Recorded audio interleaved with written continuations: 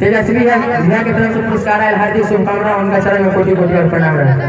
भाई कहे कि हे माँ हे लइका लोग पढ़ल लिखल नहीं थे, निपट गवार हो, नदान हो, हे माँ इतना और कृपा हो, लइका लोग ले जाएगा ना बजाने कर। भाई कहे कि हे माँ इतना धनी न लिखली नहीं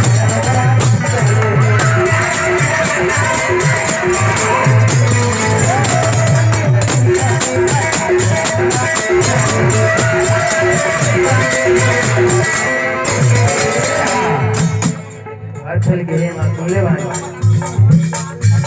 पढ़ाई ना लिखल आगे हमरा चले हानी का जान राखी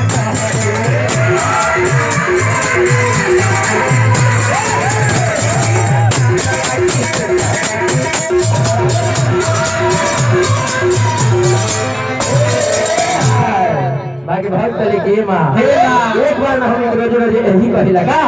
करे के बारे में नहीं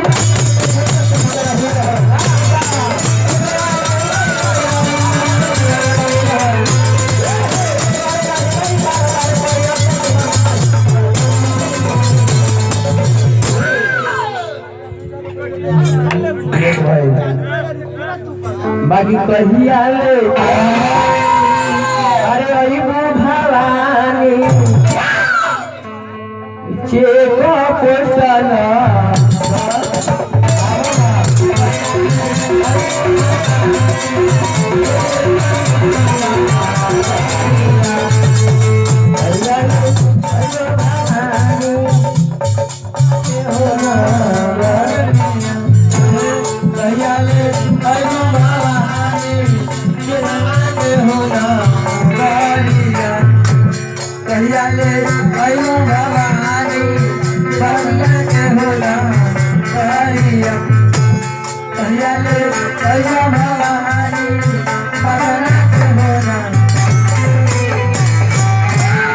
हमारे के दरबार में पहुंचा